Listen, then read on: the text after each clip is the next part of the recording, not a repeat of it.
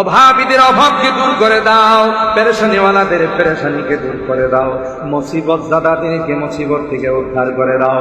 ও রব্বি করিম আল্লাহ, হাসপাতালে গেলে দেখা যায় রোগীদের আত্মচিৎকারে আকাশ বাতাস ভাঙে করে।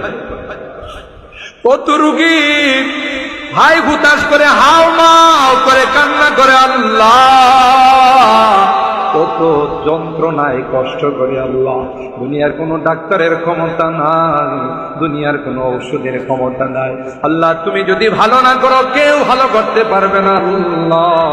সকল রোগীদেরকে পরিপূর্ণ শিফা নসিব করে দাও, শিফায়ে কামেলা আজেলা দায়েমা মুস্তামিররা নসিব করে দাও। ও মালিক, ভিটা বাড়ি বিক্রি করে, জায়গা জমি বিক্রি করে আমাদের সন্তানেরা বিদেশে গেছে।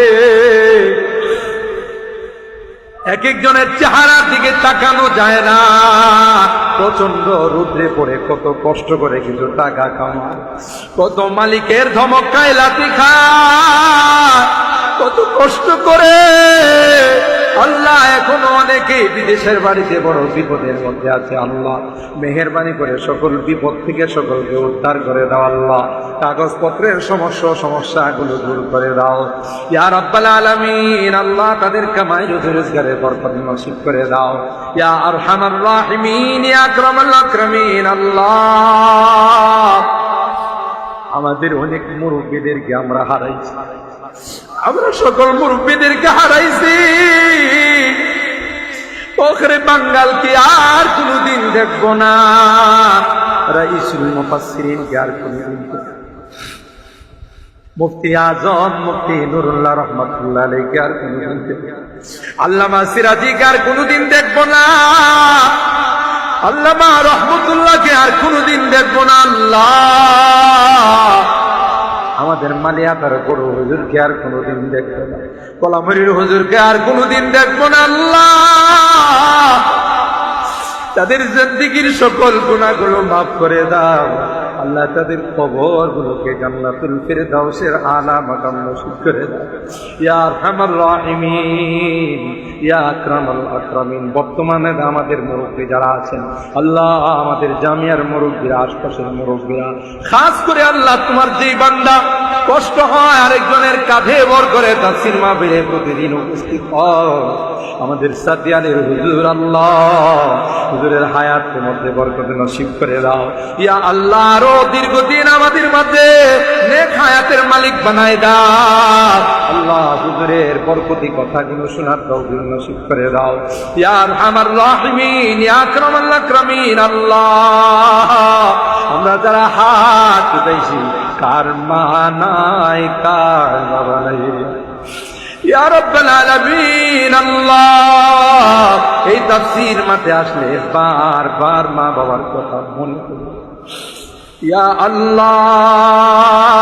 কতদিন হয়ে গেল মা বাবাকে দাফন করে চলে আসলাম, মা বাবার মায়াবী চেহারাগুলো আর দেখি না। কবরের পাশে যাইয়া মা মা মা বলে চিৎকার করি, বাবা নাই রে আল্লাহ।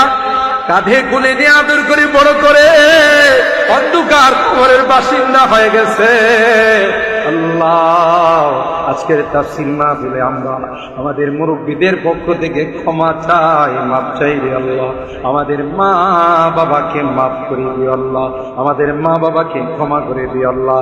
এই তাফসীরুল কোরআন মাহফিলের যারা মুরব্বীরা ছিলেন, শহীদপুর, সাতিয়া, খানাপাড়া, বাকাই সহ আল্লাহ ঘাটুরার যত মুরব্বীরা ছিলেন আল্লাহ, আজকে তোমার কাছে মেহমান হয়ে গেছেন আল্লাহ। তাদের জিন্দেগীর গুনাহগুলো মাফ করে দিও, তাদের কবরগুলো জান্নাতের বাগান বানাই দিও আল্লাহ ইয়া আরহামার রাহিমিন আল্লাহ। তো বর্তমানে যারা নেতৃত্ব দিচ্ছেন আল্লাহ, বর্তমানে যারা তাফসীর কমিটিতে আছেন আল্লাহ, যারা তোমার বান্দা বান্দীরা তাফসীরের জন্য সাহায্য করেন আল্লাহ, সকলের নেক হায়াত তুমি বাড়াই দাও আল্লাহ, হায়াতের মধ্যে বরকত নসিব করে দাও ইয়া রাব্বাল আলামিন আল্লাহ।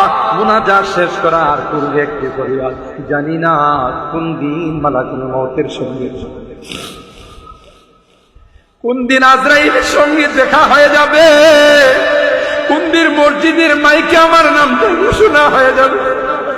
মসজিদের পালকিটা আমার ঘরের সামনে দাঁড়িয়ে যাবে, দুনিয়ার মানুষ আমাকে নিয়ে জঙ্গলের দিকে রওনা দিবে, মাটি চাপা দিয়া সবাই চলে আসবে। ও মালিক, ওই মুহূর্তটা আসার পূর্বে নেককার বানাই দিও, দিনদার বানাই দিও আল্লাহ, কলমাওয়ালা বানায়া দুনিয়ার থেকে নিও আল্লাহ। তাদের হাতখানা পছন্দ হয়, সেই হাতের ওসিলায়, কোরআনে পাকের ওসিলায় আমাদের দোয়াগুলোকে কবুল করে নাও। রব্বানা তাকাব্বাল মিন্না ইন্নাকা আনতাস সামিউল আলিম ওয়া তুব আলাইনা ইন্নাকা আনতাত তাওয়াবুর রহিম।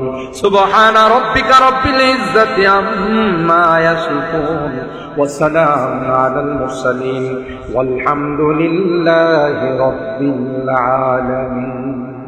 আসসালামু আলাইকুম।